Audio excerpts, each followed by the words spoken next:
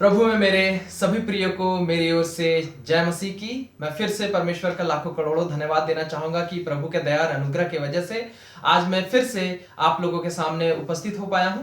और मैं विश्वास करता हूं कि आज के वचन के द्वारा भी परमेश्वर आप लोगों को बहुत आशीष देंगे। तो आइए हम लोग सीधे परमेश्वर के वचन की ओर बढ़े और आज हम लोग परमेश्वर के वचन को देखेंगे।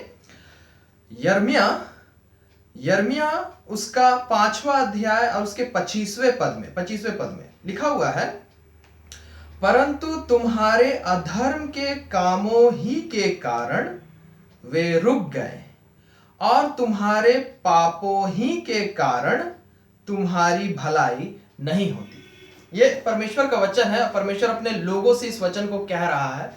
परमेश्वर के लोग कौन है? मैं बार बार इस बात को कहता हूं कि परमेश्वर के लोग, सारी पृथ्वी के लोग परमेश्वर के लोग हैं। अगर कोई भी इंसान मनुष्य है, कोई भी जन मनुष्य है, तो वो परमेश्वर का जन है। परमेश्वर उससे प्रेम करता है। वचन में लिखा हुआ है यूहन्ना 3:16 में कि परमेश्वर ने सारे जगत के लिए, हर इंसान के लिए अपने जान को दिया ताकि जो कोई भी उस पर विश्वास करे वो उसकी संतान बन जाए। तो परमेश्वर अपने लोगों से अपने वचनों को कहते हैं। और आज भी ये जो वचन हम देख रहे हैं, ये आज से करीबन 2500 साल पहले, परमेश्वर ने अपने लोगों से इस वचन को कहा था, अपने सेवक, अपने नबी यर्मिया के द्वारा। उस जमाने के जो लोग थे, इजरायली लोग थे, यहूदी लोग थे, इजराइल और यहूदा के जो लोग थे, उन लोगों को परमेश्वर ने बहुत आशीष दी थी। वो लोग परमेश्वर से बहुत आशीष पाए थे, जिसकी वजह से उनके जिंदगी बहुत सुख शांति थी। लेकिन उन लोगों ने परमेश्वर को भुला दिया। वो लोग परमेश्वर के प्रति एहसानमंद नहीं रहे। वो लोग परमेश्वर के प्रति गद्दारी कर बैठे और वो लोग परमेश्वर जिन जिन आज्ञाओं को देता था कि ऐसे जिया करो, ऐसे काम किया करो, वो लोग उन आज्ञाओं का पालन नहीं करते थे, लेकिन पाप में जीवन जीने शुरू कर दिए थे।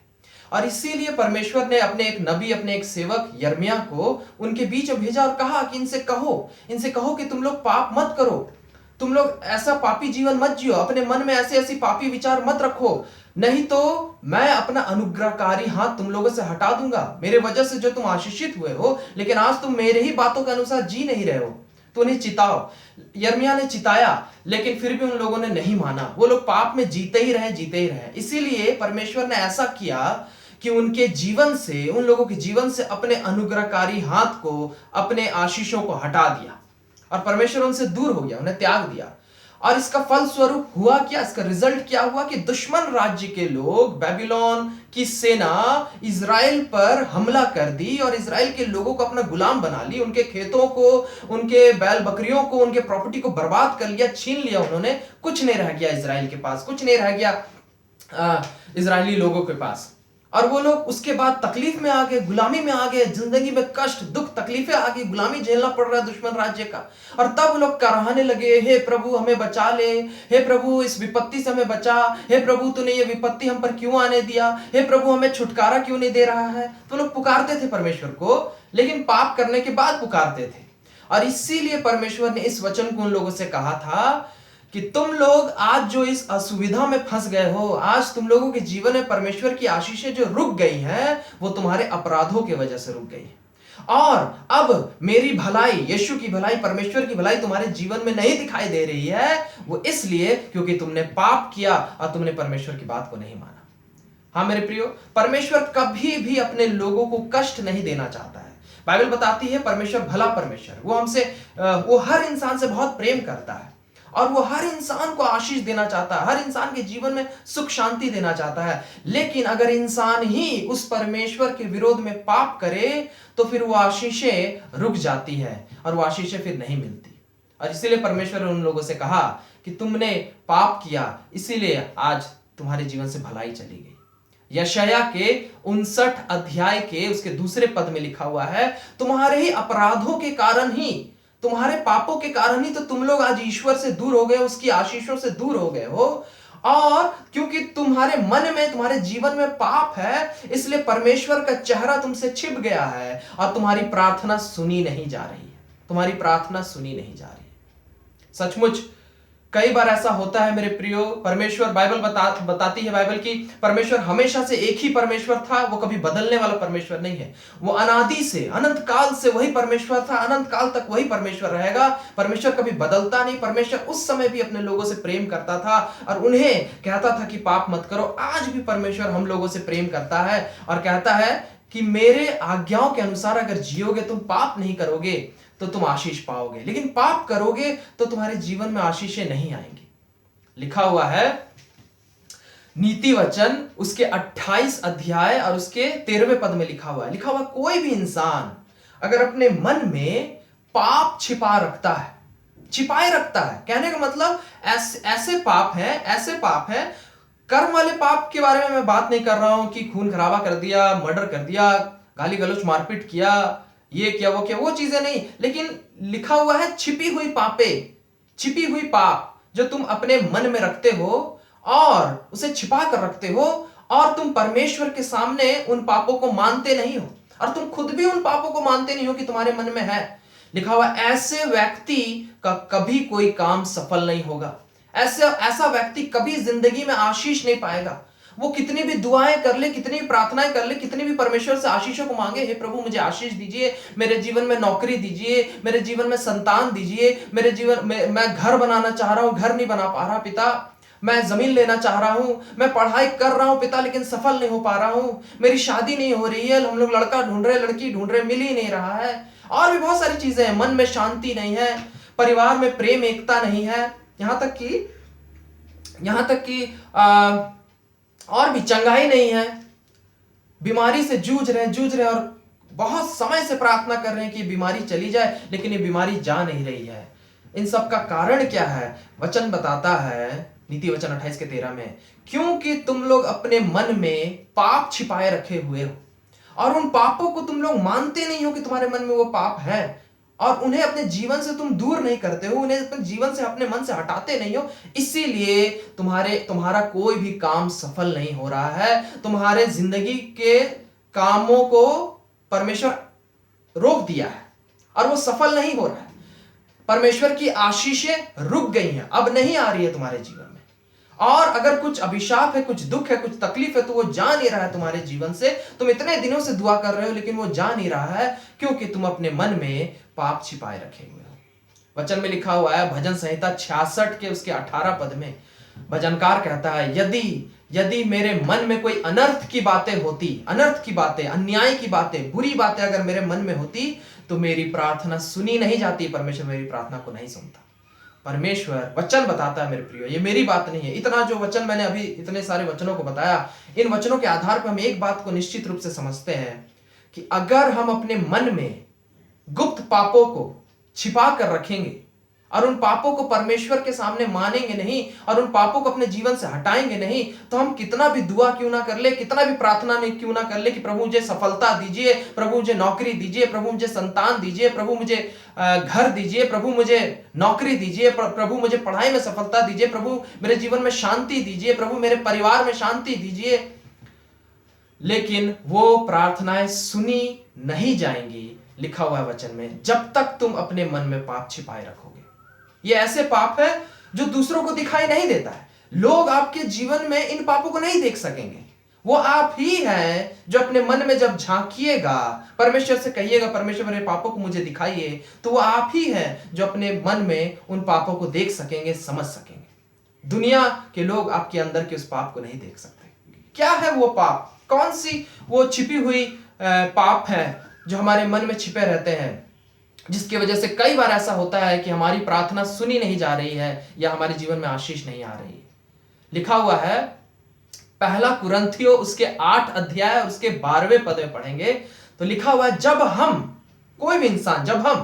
किसी भी दूसरे इंसान, वो कोई भी हो सकता है, हमारे घर परिवार में हो सकता है, हमारे रिश्तेदारों में हो सकता है, हमारे अड़ोस पड़ोस में हो सकता है, हमारे समाज में, हमारे कार्य क्षेत्र में, हमारे स्कूल कॉलेज, कहीं भी हो सकता है। लिखा हुआ है जब हम किसी भी दूसरे इंसान के विरोध में पाप करते हैं, अपराध करते हैं, तो वचन बताता है कि हम परमेश्वर के विरोध में पाप करते हैं। परमेश्वर कहता है यदि तुम किसी भी इंसान के प्रति अपने मन में पाप रखे हो, बुरी बात रखे हो, अनर्थ की बात रखे हो, अन्याय की बात रखे हो, बुरी भावना, बुरा सोच रखे हो अपने मन में किसी और इंसान के बारे में, तो लिखा हुआ है तुम पाप करते हो, परमेश्वर के विरुद्ध पाप करते हो, और इसीलिए तुम्हारी प्रार्थनाएं सुनी नहीं जा रही है। वचन में लिखा हुआ है मेरे प्रियो, पहला यूहन्ना 4 अध्याय उसके 20वें पद में लिखा हुआ है, जब तुम कहते हो कि तुम परमेश्वर से प्रेम करते हो, जब कोई इंसान कहता है कि मैं परमेश्वर से प्रेम करता हूं, मैं परमेश्वर के आज्ञाओं को मानता हूं, लेकिन लिखा हुआ है लेकिन वो व्यक्ति अपने भाई से, कहने का मतलब किसी भी दूसरे इंसान से, चाहे वो कोई भी इंसान हो, जैसे कि मैंने कहा अपने घर परिवार, अड़ोस पड़ोस, कार्य क्षेत्र, स्कूल कॉलेज, कहीं भी, जब वो इंसान किसी दूसरे इंसान से प्रेम नहीं रखता, नफरत करता है, प्रेम नहीं रखता, तो लिखा हुआ झूठा व्यक्ति है और वो झूठ कहता है कि वो परमेश्वर से प्रेम करता है।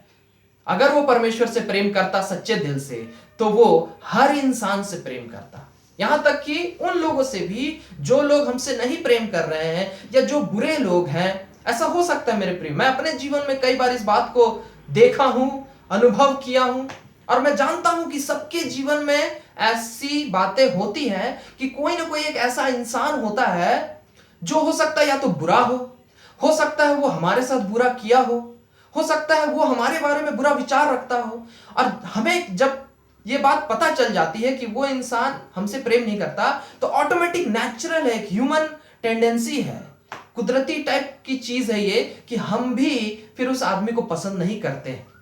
हम भी हो सकता है हमारे मन में उस आदमी के प्रति कड़वाहट आ जाती है, उस इंसान के प्रति कड़वाहट आ जाती है। वचन कहता है मेरे प्रियो, क्योंकि तुम अपने मन में किसी और व्यक्ति के प्रति अपने मन में पाप रखे हो सकता है जलन रखे हो, तुम जलते हो, किसी दूसरे का उन्नति होते देख तुम्हारे मन में जलन आती है, या तुम हो सकता है किसी के प्रति तुम्हारे मन में कड़वाहट है या नफरत है या गुस्सा है। ये सब लिखा हुआ, ये सब परमेश्वर के विरोध में पाप है। यहां तक कि अगर किसी ने तुम्हारे साथ बुरा किया हो, कोई भी इंसान हो सकता है जो हमारे साथ बुरा किया है, ये नेचुरल है कि कई बार कोई इंसान हमारे साथ बुरा किया हुआ रहता है तो हम उसे माफ नहीं कर पाते, लेकिन वचन बताता है मेरे प्रियो, वचन में लिखा हुआ है तुम अपने दुश्मनों को माफ करो, तुम अपने दुश्मनों से प्रेम करो, तुम अपने दुश्मनों के लिए प्रार्थना करो। दुश्मन मतलब क्या? दुश्मन तो कोई इंसान नहीं है, हमारा दुश्मन तो सिर्फ शैतान होता है। लेकिन जब कोई और इंसान जब आपसे प्रेम नहीं कर रहा होता है, आपके बारे में बुरा विचार रखा होता है, तो वैसे व्यक्ति के बारे में वचन बताता है तुम उसके प्रति अपने मन में बुरा विचार ना रखो, उसे माफ कर दो। यीशु मसीह के साथ भी मेरे प्रियो यही हुआ था। यीशु मसीह को लोगों ने मारा, पीटा, उन्हें क्रूस पर ठोक दिया और क्रूस पर लटका दिया। इससे ज्यादा बुरा और क्या हो सकता है? इससे ज्यादा बुरा कोई इंसान किसी इंसान के प्रति इससे ज्यादा और क्या बुरा कर सकता है कि उसे मारा, पीटा, अपमान किया, उसका खून बहाया और उसे लकड़ी पर ठोक दिया। लेकिन तो भी लिखा हुआ यीशु ने कहा, हे पिता इन्हें क्षमा कर दे, इन्हें माफ कर दे। यीशु मसीह ने माफ किया उन्हें। यीशु मसीह अपने मन में उनके प्रति कड़वाहट नहीं रखे। और इसीलिए वचन इस बात को बताता है फिलिपियों 2 अध्याय में कि परमेश्वर ने इसीलिए यीशु मसीह के नाम को महान कर दिया। यीशु मसीह को ईश्वरों का ईश्वर, राजाओं का राजा, सर्वश्रेष्ठ शक्तिमान परमेश्वर बना दिया। और आज भी यीशु मसीह अमर है और सर्वशक्तिमान है। उस यीशु का नाम को महान कर दिया परमेश्वर ने। मेरे प्रिय, परमेश्वर भी चाहते हैं कि हमें भी परमेश्वर यीशु की तरह आशीष दे। जैसे परमेश्वर ने अपने पुत्र यीशु को आशीष दिया, उसे महान किया, हमें भी महान बनाना चाहते हैं। हमें भी स्वर्ग राज्य देना चाहते हैं, हमें भी पृथ्वी में भी आशीष देना चाहते हैं परमेश्वर। लेकिन उसके लिए बहुत जरूरी होगा मेरे प्रियो कि जिस प्रकार यीशु मसीह ने अपने दुश्मनों को माफ किया, हम भी माफ कर दें और उनके प्रति कड़वाहट ना रखें, और किसी भी इंसान के प्रति हम अपने मन में जलन ना रखें, कड़वाहट ना रखें, बुरी भावना ना रखें। हम कभी भी ऐसा सोच नहीं सकते अपने मन में कि उसका बुरा हो जाए, नहीं, ये पाप होगा। और इसीलिए वचन बताती है, हो सकता है कि तुम अपने मन में अभी भी किसी के प्रति बुरी भावना रखे हो, साफ मन नहीं रखे हो। और इसीलिए क्योंकि तुम्हारा मन साफ नहीं है, इसीलिए तुम अपने जीवन में आशीष पाने के लिए प्रार्थना किए जा रहे हो कि प्रभु आशीष दे दीजिए, मेरा ये काम फंसा हुआ है, या मेरा ये काम नहीं हुआ है, या मेरे जीवन में ये समस्या है, मेरे जीवन वो समस्या है, प्रभु आशीष दीजिए। लेकिन हो सकता है तुम्हारी प्रार्थना सुनी इसलिए नहीं जा रही है क्योंकि तुम अभी भी अपने मन में बुरी भावना रखे हो किसी और व्यक्ति के प्रति। और यहां तक कि मेरे प्रियो मान लीजिए हम लोग बुरी भावना ना भी रखे, हम लोग माफ कर दिए, चलो माफ कर दिए, जो हो गया सो हो गया, अब मुझे उससे कोई लेना देना नहीं है, मैं उसके प्रति कोई जलन भावना भी नहीं रखा हूं, मैं उससे नफरत भी नहीं कर रहा हूं, मैंने भुला दिया उस व्यक्ति को। लेकिन सिर्फ इतना ही काफी नहीं है। वचन बताता है मेरे प्रियो, याकूब के 4 अध्याय उसके 17 पद में लिखा हुआ है, तुम्हें हर इंसान के प्रति भली भावना रखनी होगी। कहने का मतलब लिखा हुआ है, एग्जैक्ट वचन में तो लिखा हुआ है, ऐसे लिखा हुआ है कि यदि तुम्हारे पास किसी का भला करने का ताकत हो लेकिन तू ना करे तो यह पाप है। इसका मतलब, इसका अर्थ क्या है कि हमें अपने मन में दूसरों के लिए भली भावना रखनी है कि उनका उन्नति हो, उनका भला हो, और खास करके उन व्यक्तियों के लिए भी, उन लोगों के लिए भी, हो सकता है जो लोग हो सकता है बुरे हो, या हो सकता है जो लोग हमारे साथ बुरा किए हो सकता है वो हमें अपना दुश्मन मानते हो, लेकिन कोई फर्क नहीं पड़ता। वचन बताता है अपने दुश्मनों के लिए प्रार्थना करो, जो लोग तुमसे प्रेम नहीं करते हैं उन्हें माफ करो और उनके लिए प्रार्थना करो कि वो जिंदगी में आशीष पाए। हम ये प्रार्थना कर सकते हैं, अगर हमें ऐसा लगता है मेरे प्रियो कि कोई व्यक्ति है जो बुरा है और वो मेरे साथ बुरा करता है या मेरे बारे में बुरी भावना रखता है, तो हम ये प्रार्थना कर सकते हैं, प्रभु उसे क्षमा कीजिए, उसके मन को बदलिए, उसे अच्छा व्यक्ति बनाइए, उसके मन में प्रेम दीजिए और उसके जीवन में आशीष दीजिए। पिता, उसके जीवन में आशीष दीजिए, उसे जीवन में बहुत ऊपर ले जाइए। ऐसी भावना हमें अपने मन में रखनी होगी। हर व्यक्ति के लिए हमें अपने मन में भला सोचना होगा कि सबका उन्नति हो, सबका उन्नति हो। फिलिपियों में ही 2 अध्याय में लिखा हुआ है मेरे प्रियो कि तुम सिर्फ अपने उन्नति और अपने भलाई के लिए ना सोचो, लेकिन सबके उन्नति और सबके भलाई के लिए अपने मन में हमेशा विचार रखो कि सबका भला हो। यहां तक कि उनका भी जिनको हो सकता हम पसंद नहीं करते हैं, या हो सकता वो हमें पसंद नहीं करते हैं, लेकिन कोई फर्क नहीं पड़ता। वचन कहता है कि तुम्हें हर व्यक्ति, वैसा भी व्यक्ति जिसे हो सकता आप पसंद नहीं करते हैं, उस व्यक्ति के प्रति भी हमें अपने मन में यही भावना रखनी होगी कि उसका भला हो, उसका भला हो, वो उन्नति करे जीवन में, उसका नेचर, उसका स्वभाव भी अच्छा हो जाए और वो जीवन में बहुत आगे जाए। ऐसा विचार हमें अपने मन में रखना होगा। अगर हम नहीं रखते हैं तो बाइबल बताती है हम पाप करते हैं, हम पाप करते हैं। और अगर ऐसे पापों को, ऐसे बुरी भावनाओं को कि मुझे वो व्यक्ति पसंद नहीं है, मैं नहीं चाहता कि उसका उन्नति हो, उसके उन्नति होने से मुझे बर्दाश्त नहीं होता, ऐसी भावनाओं को अगर हम अपने मन में रखे रहेंगे मेरे प्रियो, तो वचन बताता है अगर तुम अपने नीति वचन 28 के 13 में, अगर तुम अपने मन में ऐसे पापों को रखे रहोगे, किसी के प्रति बुरा भावना रखे रहोगे और उसके लिए अच्छी इच्छा नहीं रखोगे, उसके लिए अपने मन में तुम भली भावना नहीं रखोगे कि उसका भला हो, अगर तुम ऐसी भावना मन में नहीं रखोगे तो तुम्हारा कोई भी काम सफल नहीं होगा।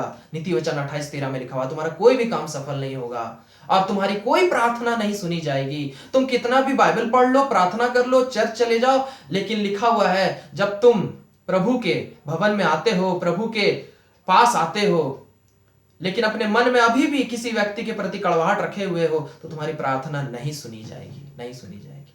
इसलिए मेरे प्रियो बहुत जरूरी है, परमेश्वर कह रहा है बार बार हमसे, उसी नीति वचन 28 के 13 में लिखा हुआ, लेकिन मैं सच कहता हूं मेरे बच्चे, मैं सच कहता हूं, अगर तुम अपने मन के इन छिपे हुए पापों को मान लो, आपको किसी को कहने की जरूरत नहीं है, किसी से कहने की जरूरत नहीं, मैं उससे प्रेम नहीं करता, मैं उसके विरोध में बुरी बातों को सोचता था, मैं अपने मन में उसके प्रति जलन रखता था, ऐसी बातों को आपको किसी को बताने की जरूरत नहीं है। लिखा हुआ तुम परमेश्वर के सामने, किसी और के सामने नहीं, आप पर्सनली अपने कमरे में परमेश्वर के सामने जब उन पापों को मान लेंगे कि हाँ प्रभु, मैं उस फलाना व्यक्ति के प्रति मेरे मन में जलन है, मैं उस फलाना व्यक्ति को पसंद नहीं करता, मैं उस फलाना व्यक्ति की उन्नति होती है तो मुझे अच्छा नहीं लगता, और मैं उस फलाना व्यक्ति को माफ नहीं कर पाया हूं, मैं उस फलाना व्यक्ति के बारे में अच्छा विचार नहीं रख पाता हूं कि उसका उन्नति हो।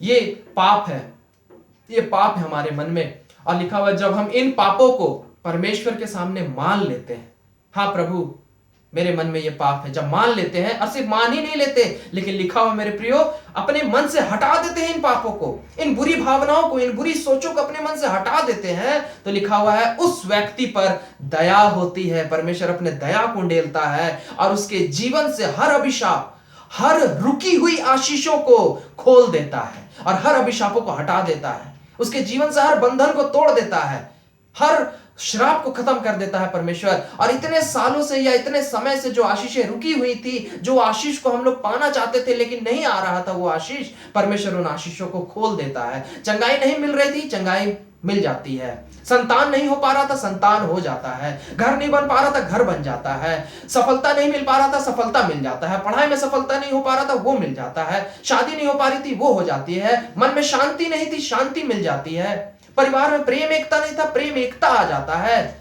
जीवन हमारा अच्छा हो जाता है। वो रुकी हुई बातें, वे रुके हुए काम जो हमारे बहुत समय से फंसे हुए थे लेकिन नहीं बन पा रहे थे, वो काम बन जाते हैं। लेकिन ये कब होता है? जब हम अपने मन से हर बुरे विचार, हर पाप की बातों को, दूसरे लोगों के प्रति अगर हम कुछ बुरा सोच रखे हैं, बुरी सोच रखे हैं, उसे जब हम हटा देते हैं अपने मन से, तो परमेश्वर हमें आशीष देता है।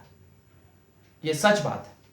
लिखा हुआ है मेरे प्रियो, पहला यूहन्ना उसके 1 अध्याय उसके 9वें पद में लिखा हुआ है, अगर तुम परमेश्वर के सामने अपने मन के पापों को मान लोगे, हाँ प्रभु मैं मानता हूं, मैं मानती हूं कि मेरे मन में उस व्यक्ति के प्रति अच्छी भावना नहीं है। जब तुम मान लोगे अपने मन के पापों को, तो लिखा हुआ परमेश्वर विश्वास योग्य परमेश्वर है, वो सच्चा परमेश्वर है, वो झूठ नहीं बोलता। जब वो कहता है कि मैं तुम्हें आशीष दूंगा, तो वो देता है। और लिखा हुआ वो तुम्हारे अपराधों को क्षमा कर देता है, वो तुम्हारे मन के पापों को तुम्हारे जीवन से हटा देता है, अपने लहू से धोकर शुद्ध और पवित्र कर देता है, और तुम्हें पूरी तरीके से अपने जैसा पवित्र और धर्मी बना देता है। तुम्हें एक नया मन देता है। परमेश्वर उस पुराने खराब मन को हमारे अंदर से हटाकर अपना शुद्ध और पवित्र प्रेम से भरा हुआ मन देता है और हमें एकदम नया बना देता है। लिखा हुआ है हमें आशीष देता है परमेश्वर। लिखा हुआ है प्रियो, 2 कुरिन्थियों 5 अध्याय उसके 17 पद में लिखा हुआ है, जब हम यीशु मसीह को अपना मन सौंप देते हैं, चाहे उस मन में कितने भी पाप क्यों ना हो और उस पाप की वजह से हमारे जीवन में बहुत सारी दुख समस्याएं क्यों ना हो, लेकिन जब हम उस मन को यीशु को सौंप देते हैं, यीशु, वहां लिखा हुआ है मसीह यीशु हमारे मन को, हमारे जीवन को हमें पूरी तरीके से बदल देता है और हमें नया बना देता है, हमें नया जीवन देता है। नई सृष्टि हो जाती है, हमारी मन की नई सृष्टि हो जाती है।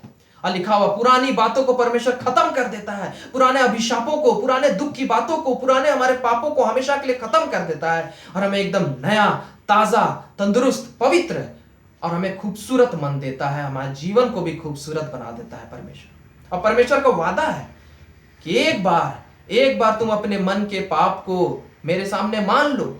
यीशु के सामने मानने की जरूरत और किसी के सामने नहीं, मेरे सामने मान लो, मैं तुम्हारे पापों को हटा दूंगा और मैं तुम्हें इतनी आशीष दूंगा कि तुम कल्पना भी नहीं कर सकते। लिखा हुआ है, जो तुम्हारी आंखों ने नहीं देखा, कानों ने नहीं सुना, सोच में, कल्पना में नहीं आई, ऐसी ऐसी आशीषें मैं तुम्हें दे दूंगा। लेकिन हो सकता है मेरे प्रियो, वो आशीषें रुकी हुई हैं। हम प्रार्थना तो कर रहे हैं कई समय से, लेकिन वो प्रार्थना को जवाब नहीं आ रहा है, क्योंकि हो सकता है अभी भी हम अपने मन में उन कुछ पाप की बातों को छिपा के रखें, कुछ बुरी भावनाओं को छिपा के रखें, दूसरे लोगों के प्रति उन बुरी भावनाओं को हम छिपा के रखें। अगर हम उसे परमेश्वर के सामने मान ले, तो परमेश्वर हमें धोकर शुद्ध और पवित्र कर देगा। और निश्चित रूप से गारंटी है परमेश्वर का कि मैं तुम्हें आशीषित कर दूंगा। निनवे नगर, जब आप योना की किताब पढ़िएगा, तो निनवे नगर के लोग पाप में थे, वो लोग पाप में जीवन जी रहे थे, उनके मन में पाप था, उनके जीवन में पाप था। और परमेश्वर ने अपने सेवक योना को कहा था, जाओ और कह दो इन लोगों से, अगर ये लोग ऐसे ही अपने मन में, अपने जीवन में पाप रखे रहेंगे तो ये लोग बर्बाद हो जाएंगे, तबाह हो जाएंगे, मैं नाश कर दूंगा इन लोगों को।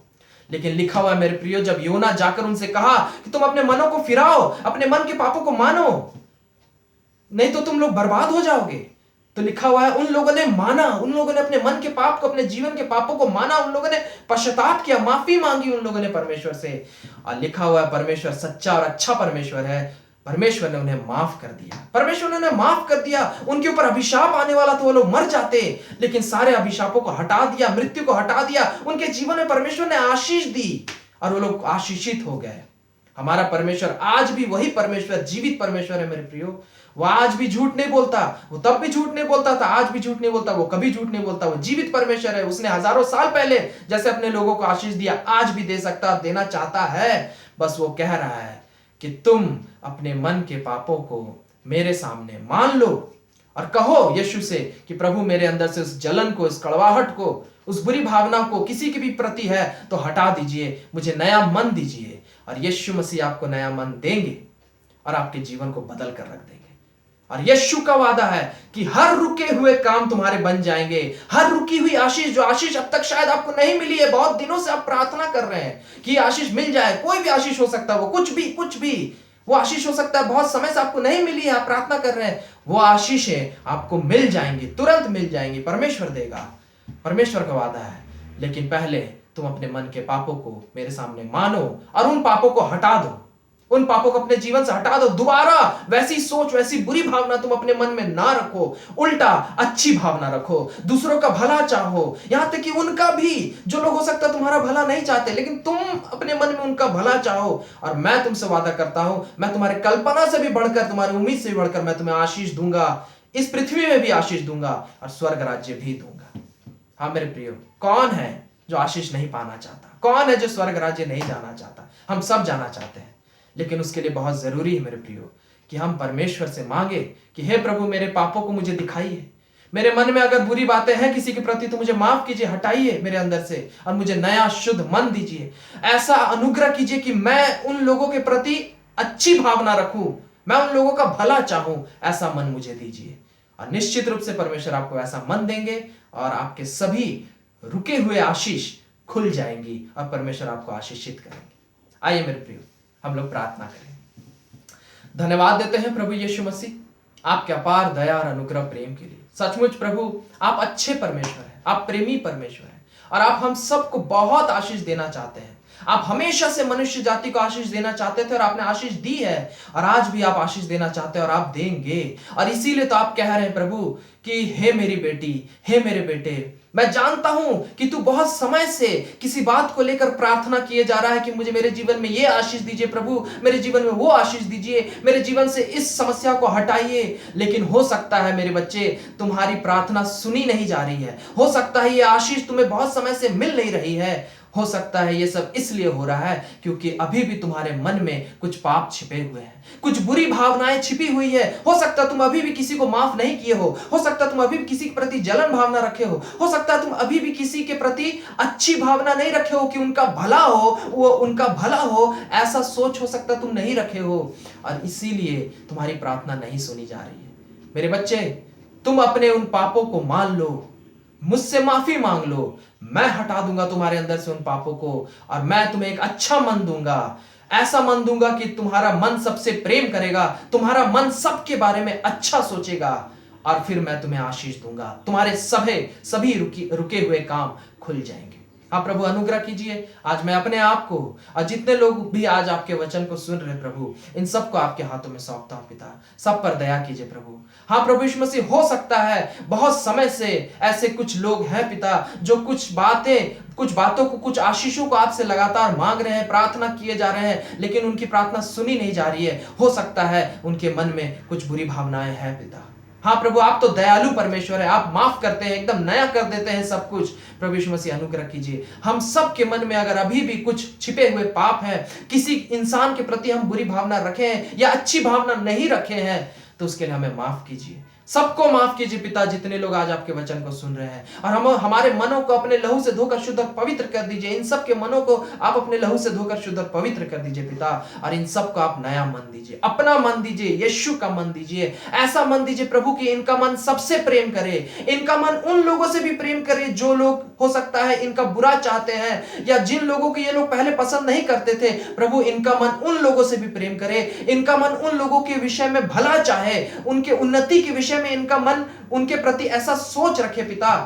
ऐसा मन दीजिए इन लोगों को प्रभु यीशु मसीह। और हमें पता है प्रभु, जब आप ऐसा करेंगे तो निश्चित रूप से हम आशीष पाएंगे, निश्चित रूप से आपके बच्चे आशीष पाएंगे, और हर रुकी हुई आशीषें खुल जाएंगी। और इतने समय से जो आशीषों की लालसा रखे हैं ये लोग कि ये आशीष मिल जाए, वो आशीष मिल जाए, वो आशीष मिल जाएंगे पिता, वो आशीष मिल जाएंगे। हाँ प्रभु, अनुग्रह कीजिए। आप हर रुके हुए कामों को खोल दीजिए इन सबों के जीवन से, इन्हें नया मन दीजिए, अच्छा मन दीजिए, पवित्र प्रेम से भरा हुआ मन दीजिए, और इनके जीवन के हर रुके हुए काम खोल दीजिए पिता। इनके जीवन के हर रुके हुए काम बन जाए, ऐसी दया और अनुग्रह कीजिए। धन्यवाद देते हैं प्रभु। इन सभी प्रार्थनाओं को आपके हाथों में सौंपते हैं, प्रभु यीशु मसीह के नाम से मांगते हैं, आमीन। हालेलुया। परमेश्वर को लाखों करोड़ों धन्यवाद देंगे मेरे प्रियो कि प्रभु यीशु मसीह हमारा भला चाहते हैं। प्रभु यीशु मसीह नहीं चाहते कि हम दुख में जीवन जिए, असफलता में जीवन जिए, अशांति में जीवन जिए। वो चाहते हैं कि हमारे जीवन में सिर्फ सुख शांति हो, हर आशीषें हो, और इसीलिए परमेश्वर अपने इन वचनों को हमें कहता है और बताता है। मैं विश्वास करता हूं निश्चित रूप से कि आप सब लोग आज परमेश्वर से आशीष पाए हैं और आपके रुके हुए काम खुल जाएंगे, आपके रुके हुए आशीषें अब आपको मिल जाएंगी। परमेश्वर निश्चित रूप से आप लोगों को बहुत आशीष देंगे। मैं फिर से अगले हफ्ते आप लोगों से मिलूंगा परमेश्वर के एक नए वचन के साथ, और हम लोग फिर परमेश्वर से बहुत सारी आशीषों को पाएंगे। तब तक के लिए आप सबों को मेरी ओर से जय मसीह की। Praise the Lord.